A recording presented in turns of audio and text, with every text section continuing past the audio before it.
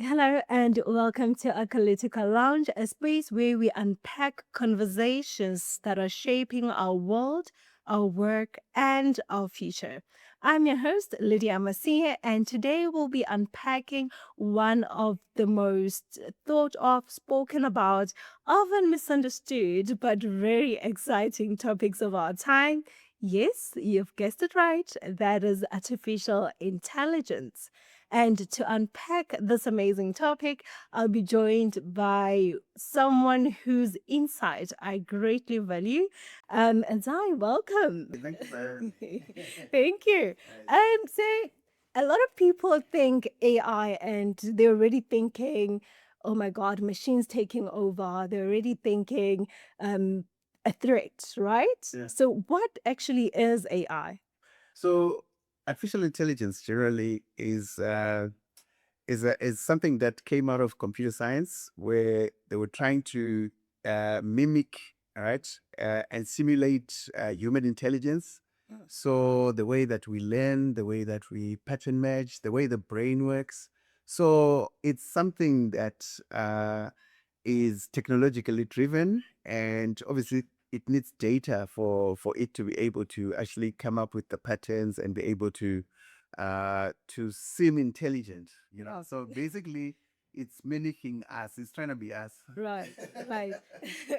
So now let's talk about the elephant in the room. Yes. So people are scared of it, right? People are scared of losing their jobs. People are scared of, you know, being remaining relevant even in this AI era. Yeah. So are these fears valid?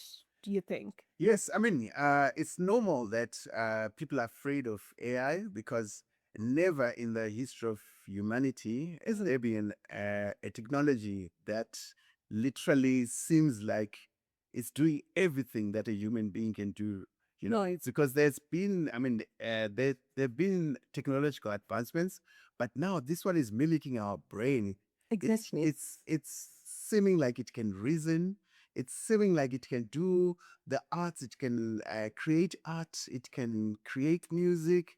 And these are things that define us. Imagine you're a musician and suddenly you see someone generating a song in 10 minutes. So there is every reason to be afraid.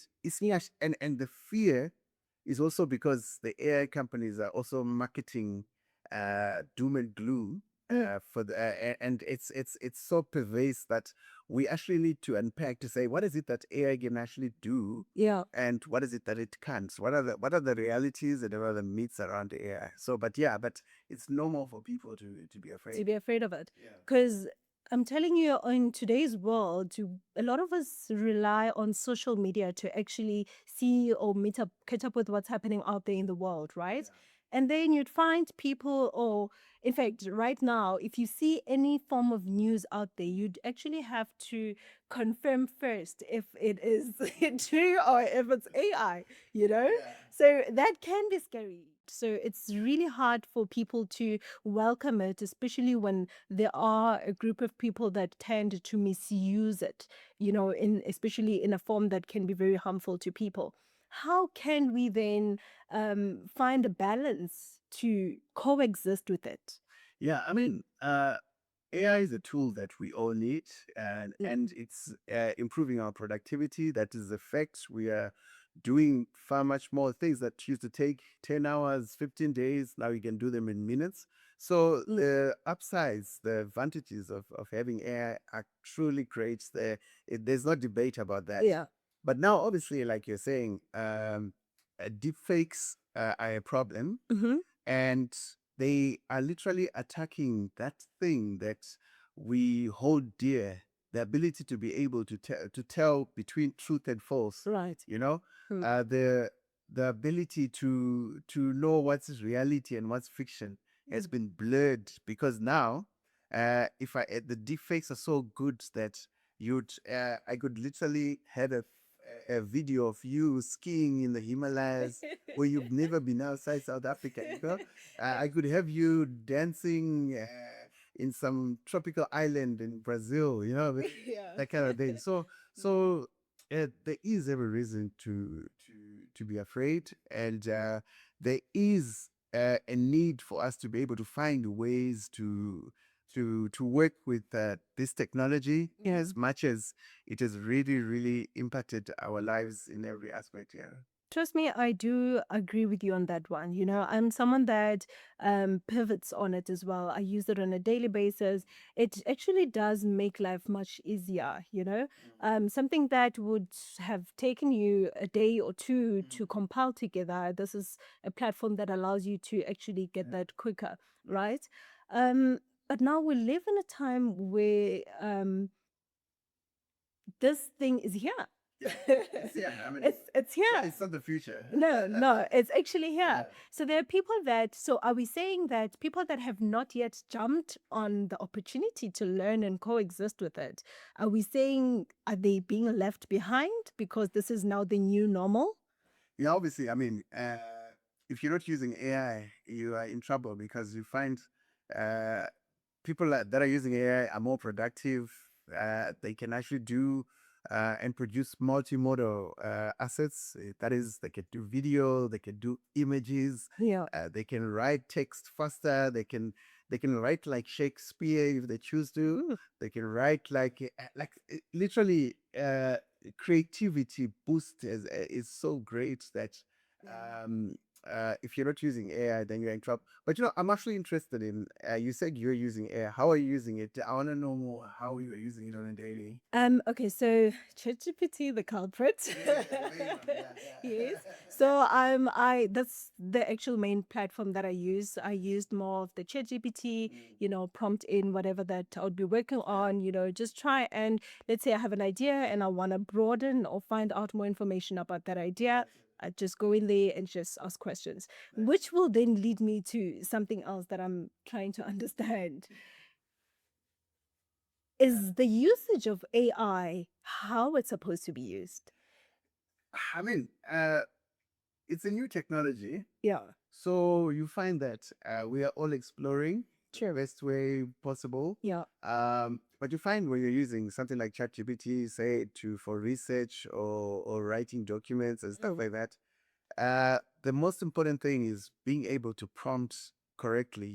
Being able to be explicit, because I mean the AI can't read between the lines. Yeah. It's not like us human beings where you can give me uh, a sentence without an incomplete sentence and I'll finish it for you, or I'll read between the lines. But Yeah. AI now, you have to be explicit and say, okay, this is what I want you to do, and this is what I don't want you to do. And then let's say you want to write about music and maybe someone like who's it? In the style of Michael Jackson, you know. Nice. So yeah, you give it a persona as well, so that you can Ah. actually work from that perspective as well. Mm. So, but at the end of the day, I mean, since it's not just text that's benefiting from AI, you've got video, you've got images, Yeah. and the way that you prompt when you're doing text and you're doing video is totally different. So when you're doing images and video, you have to understand videography. Okay. So what I've realized is that in as much as we both have access to all these tools, Mm. you need to be a subject matter expert of sorts to be able to actually understand. Because for example, if you understand photography, then you know about exposure, you know about scene building, you know about some of these nitty gritties that I would never know, right? Yeah. I'll give you an example. Last year, that's this 2025, I actually did two albums, two music albums. I mean, I'm just a maths guy. And I know nothing about music. And Yeah. then I used suno.com, Suno AI. That's what I used to create those albums. And if you hear the songs that I created, you can tell that it's AI. It's really good, but Okay. you can tell that it's AI. But then a friend of mine who is a proper producer, who is a musician, Mm. uh, he also uses Suno, but you can't tell that that's AI because he's got the skill to manipulate I see. the AI to be able to do what he wants it to do and it refine the quality and all that. But with me, it was just copy and paste. Whatever was produced by Suno, that's what they usually. Trust me, copy and paste is killing us these days because I think also people just use AI as just that. You put a question in, it gives you whatever feedback, you take it and you run with it, right? We forget this is where the coexisting comes in now because But you know, talk about copy and paste. yeah. Don't forget the South African AI policy.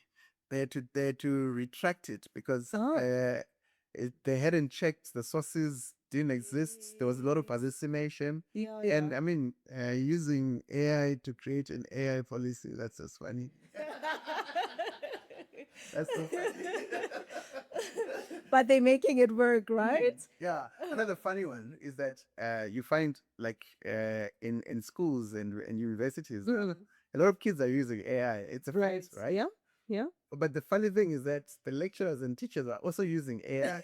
So it's almost like the teacher's AI versus the students' AI. Whose AI is going And this is literally the same platform. It's literally, it goes back to the prompts that you mentioned. So the information that you get out of it would have been dependent on what you would have asked it or prompted it to give you, right? That's Interesting. another one. Sorry. So so whoever got married in the last 2 years, Okay. most probably those vows. Were written by AI. I agree. AI. So clearly, True. you were married to ChatGPT. And same goes for apologies. If you received a very heartfelt apology, that's ChatGPT right there. But you know, AI is now part of our lives. It is. I mean, I was reading recently about how in Japan, Mm. uh, having an AI boyfriend or girlfriend, it's now so common that people can't live without their AI like girlfriends and boyfriends. They've given them names. Yeah. They've given them a personality. Yeah. They understand them. You know, they don't fight like either actual humans. So basically, if you want the most peaceful relationship you've ever had, have an AI boyfriend. You know, but then what fun is there where somebody just agrees with you? You know, Of course, I get it totally. And you know what? It feels like South Africa is delayed in terms of accepting and actually existing with AI, because I feel like some other countries saw it as an opportunity, dived into it, made remarkable things out of it. So South Africa is just No, taking I think their time. I think with South Africa, just like the economic inequality that exists, Right. they're like two countries in one. I Mm. mean, if you're in the center area like we are right now, Yeah. we're at par with New York, London, Paris. You know, we are at the same level, literally, Yeah. technologically and advancement and Mm. sophistication. Yes. But then try go outside this little bubble of ours that we are in, and then you realize there's a different South Africa where the gap is really big, and our people don't even know about AI, Yeah. or they're using it, or they're being victims of it, but they have no idea that they are they're using AI. And that's why you find even the rate at which spam and scams are happening. Yeah. People are thinking they're talking to their loved ones, but they're talking to a voice AI that has been cloned and stuff like that. So we need to really educate our people, especially the ones that are have been left behind. You know, Yeah. and they haven't been left behind now. It's the same people that were left behind during the early 90s when PCs were coming in.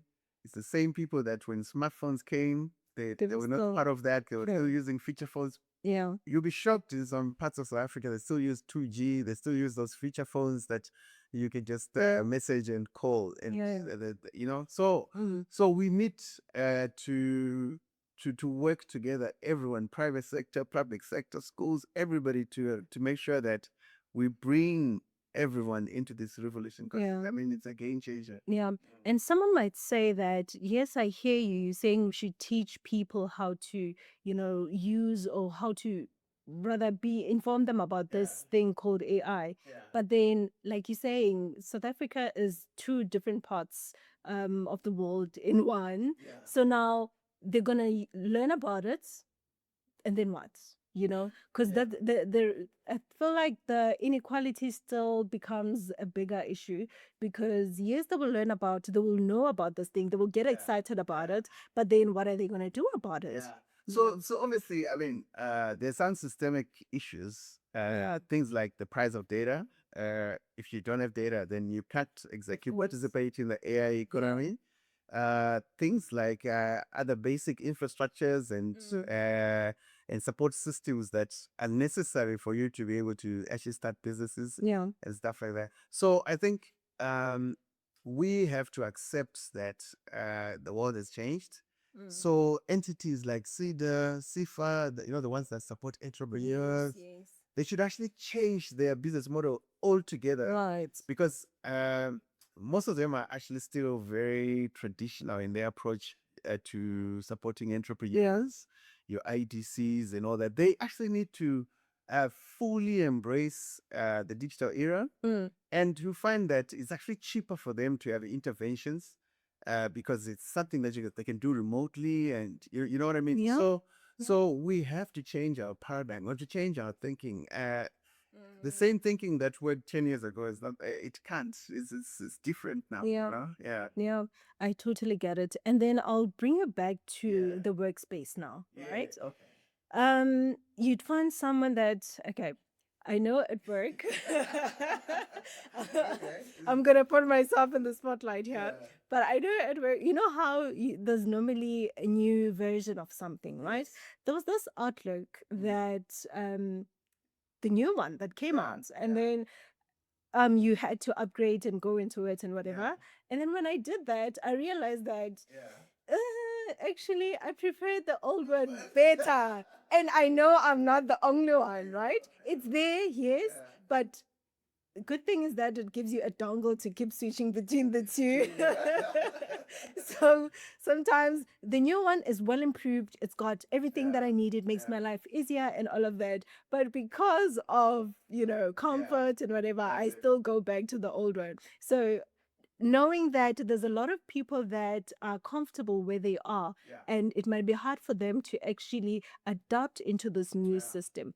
How do we then take that and make it work, especially in a work environment?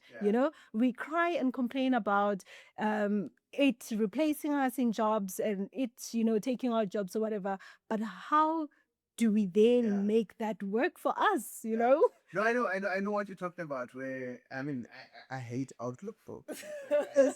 It's horrible. It is. Have you ever tried searching for something you know Oh my it's the God. worst, right? I know. So I don't blame you for hating the new version. I mean, I've got so many interfaces that Yeah. I'd like, ish. I wish they'd kept this one. It's almost like the outcry that people had when ChatGPT launched ChatGPT 5. Yeah. People wanted 4 because it was more robust, it was more less sycophantic and all that. Yes. So it's normal for people to want to stay where they are with what they have, but it's not progressive. It won't lead to progress because you'll be left out. True. And if you check now, you'll find that like in Silicon Valley, for example, there are lots of tech companies, including your Facebooks, your Microsoft, Amazons. They are laying people off because they're adopting AI and increasing productivity with less people. Look at But that. now you find that, I mean, and I read this from an Acalytica paper where they literally fired, I don't know, was it 70,000 people or something? Oh my God. I'm not sure of the number. Yeah. But and the criteria they used was that they said those who did not have the propensity to learn AI were laid off.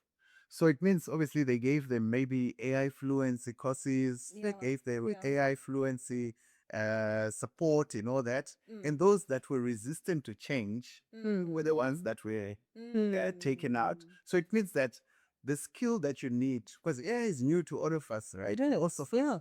right? We have to have that mindset where you are flexible enough to learn, even if it's things that are outside your comfort zone. You're right. You need to at least appreciate these new concepts so that you are relevant. Because there's this almost like a cliche that says that AI is not going to take your job, but the person who uses AI will take you to, because you are not productive enough. Yeah. So Yeah. so we need to be adaptable.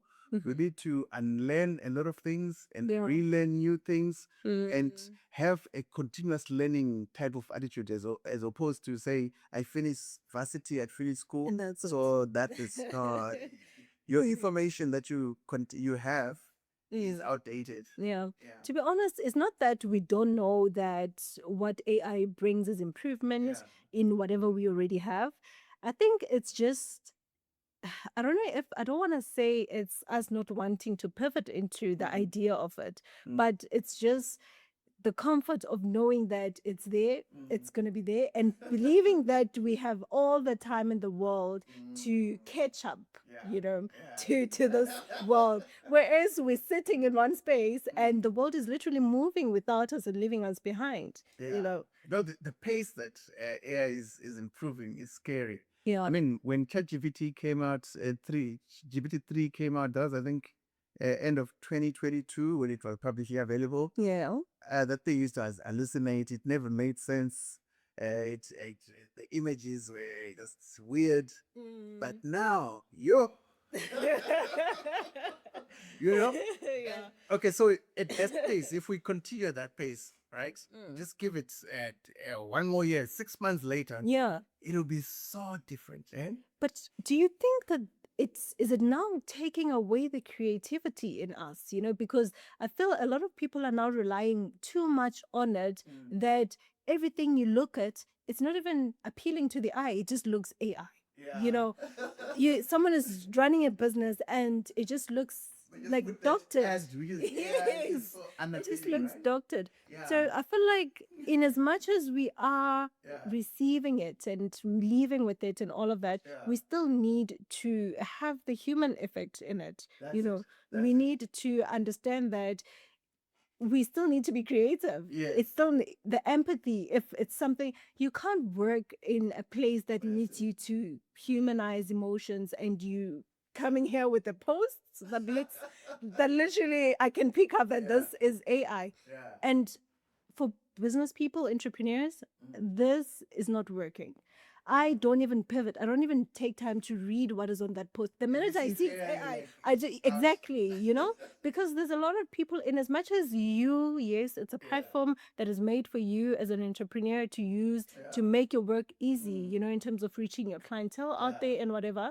But there's also someone that is sitting in the room that is just playing, about with this thing that is new, that is exciting, that is creating all these fun and cool things. Because remember before, you needed to be like a designer or a digital whatever in order for you to be able to edit or to produce such content. Now you just put it in ChatGPT. You just put it in ChatGPT, say remove the background. Yes, The background into something else. So I think, because remember, all of us are dipping into the same well. Yeah. That means that because AI is based on deep learning, right? It's a probabilistic system, a statistical machine, literally, that says, okay, what's the most probable thing, and the consensus is that. So that means that the outputs that you get without any manipulation are very average. That's why you're finding those average blend. Yes. So they look alike, almost like the color schemes and all that. So it means that for you to stand out, for you to operate at the edges of AI, you actually have to have creativity. Because AI by itself is not fully reasoning. It can mimic reasoning, right? But it's learning fast, right? But it cannot be creative. It can do pattern matching very well. Okay. But you need to be able to manipulate it and work it such that you bring out an artifact, an asset that is almost indistinguishable from human hands, Right. So that's why you find an artist would be able to use Mid Journey better than I can do because they know how to manipulate Yeah. color and stuff like that. Maybe that's one thing that we actually should be learning. Instead of rejecting AI as a whole, maybe we should learn how to talk to AI, learn the language so that we can get the best results. Because a lot of people probably don't use it because it's like you're saying, everything is generic and you're like, oh, then I don't need it, right? So for someone that has probably learned how to prompt it correctly so that they can get the best results, then it would actually work. Yeah. So I think the problem that especially as Africans we're having is that um, when AI was trained on the internet, most of the data that was there was European, Chinese, and all that. We don't have enough data on Africa, right? On Wikipedia and all that, Yeah, we don't have yeah. enough data. Yes. So it means that whatever we're getting is based on data that was not ours.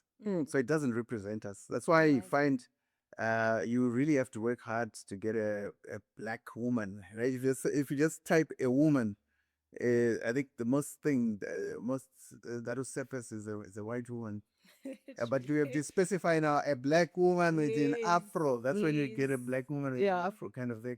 So we also have to participate so that we bring our cultural nuances, our ways of working into those AI such that Yeah. they understand us and they can speak to who we are. Yeah. Because you find there is a danger of losing our cultural identity because of lack of data from Africa. And you find also our companies in Africa, our governments, they also need to have what are known as open data platforms. Yeah. Because you find, let's say, as a machine learning and AI strategist or scientist, you want to train your data on some data.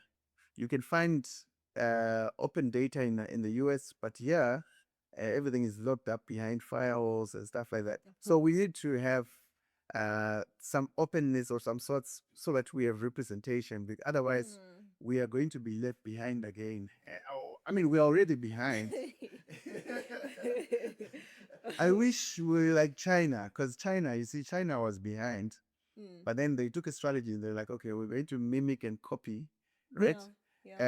But for you to be able to copy, you should actually be good at it. You understand? Because I could give you a car to say, okay, this is a Toyota. Yeah. Copy it. But then if you don't have the skills, there's no way you're going to be able to copy. Of course. So we need to first of all solve the fundamentals of what skills are needed now for this economy, Yeah. and how can we discard things that are not working and focus on those things that are working. Yeah, you said something about feeding it information, right? Yeah. And I suppose that's actually where you get the most relevant, the most accurate information from what you're actually feeding it, right? But now someone would say that, what about security? Is it safe? People, there's cyber attacks, cyber everything these days, right? So if I am telling this AI, right? Everything about me because I wanted to do something for me, right? It's good because it's going to give me good results according to whatever that I would have told it, right? And targeted according or specifically to the needs, to my needs, right? But now, where's the security now in this? Is it safe? Yeah, For us to use?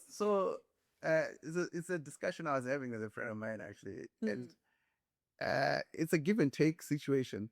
Because if you are super protective about everything about you, and you choose to stay in a mountain away from any internet or any technology, and You don't exist anymore. you don't exist, and you can't do basic things like banking and Yeah. communication with Yeah. people, and stuff. Yeah. So obviously it's a give and take, of which, I mean, people are giving these AIs everything. They're giving them too much, actually. Yeah. People don't have filters anymore. So much that privacy is almost like a myth now because people are just. Exactly. That's what I'm saying. Do you know? I saw this article that said that the most prevalent use case for ChatGPT is as a mental health partner. People are giving ChatGPT everything inside, like pouring their souls to ChatGPT. In fact, there's a guy who now thinks ChatGPT is God. Oh my God. So, so people need to know that Where did it get there? yeah, there are things that you can share with Yeah. ChatGPT. There are things that you can't share because you're compromising yourself because this is a public interface. Yeah. And then obviously, I mean, in companies as well, you find someone works for a bank and they're throwing in personal identifiable information, they're throwing it in there. Yeah. And that's compromising But people's. So you might find that you are protecting yourself, but someone is exposing you. someone else is exposing it. For example, if I give you an example, whenever you come in, like when you came in into this campus just now, you gave them your license, they scanned it, right? Right. And they took. Do you know how much data they take from there? They take everything. They take your ID number, your what do you call this? Date of birth, Yeah. address, Yeah. everything. Linked to my ID. But which who owns that little thing? Do you even know? We don't even know who the company is. Where's that data going? And this is how we actually get all these spam calls all the time because someone else is selling our data somewhere. Because which company is that? Yeah, like the one that's scanned. Yeah, Who's true. that? Who's that? True. You know? True. Or And even- also, Yeah. it's that person might only own the device. There could be someone else that is owning the data itself. Oh my God. I'm telling you, even if you say, okay, let's go back, and you remember the times where you had to cite it. Yes. Yeah. That group, where did it go after it was full? Where did it happen? Oh my God. Probably throw it away or something. So it means that in as much as you might protect yourself, other people might compromise you. You know, you might be in a WhatsApp group and somebody in the WhatsApp group shares all your numbers Yeah. to the spam. Even though you say, please don't, for your eyes only. You know, so we just have to be vigilant. Yeah. There's a lot. I mean, like recently, there's something called open claw that was invented by some guy. Is now working for OpenAI. Mm. Ever since open claw came through, the number of hackings and compromises, data deletions has gone up like exponentially. And Oh my then God. Claude created something called Mythos as well. Yeah. And now and they didn't even release it to everybody. They released it. It was a limited release because they're afraid of the effects of Mythos. They're saying that it can identify vulnerabilities in websites and systems and CRM systems and all that. That is scary. And it just doesn't identify. It can actually exploit No. the vulnerabilities. Yeah. So now imagine such kind of a system in the hands of bad actors. Exactly. Exactly. Yeah. So Because this thing is open to everyone. So you can't say this is limited to just these few people for them to use. yeah. So there you have it. In terms of information, say something, but don't say all of it. Yeah. To the extent that Let there be a limit. Yes, let there be a limit, man. Limited. yeah.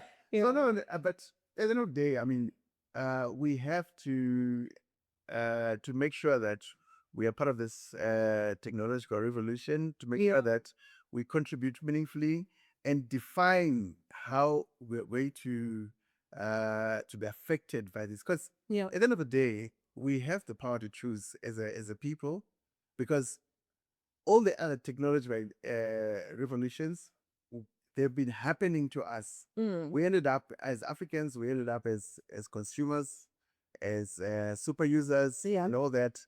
But we did own the means of production. True. And with AI as well, we don't own the means of production. We could be fighting for crumbs and all that, but at the end of the day, every time we query on in prompt on ChatGPT, Yeah. Sam Altman in the US is making money. Yeah. It's not Tabang from Bumalanga that's making money. Yeah. So we want a situation where Tulani from Northwest is making money and is actually creating systems that understand us, that represent us. Yeah. True. Was you know the scary part is that even from a national security perspective, Yeah. OpenAI could be working with the US government, and they could literally attack the South African government, but because South African government uses their systems, they have no way of defending themselves. Yeah. So how do you even become a sovereign nation when you don't own the technology? Unlike China, everything in China is Chinese in terms of government, in terms of what, because that's the only way they can protect themselves. Yeah. So we are exposed, you know. Yeah. They're doing surveillance, they're doing all that kind of stuff.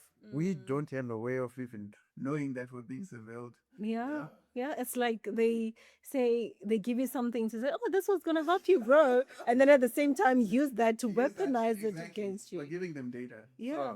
Imagine Mabena. I would, you know, Mabena. That soldier guy. You don't know the thing. That's nice.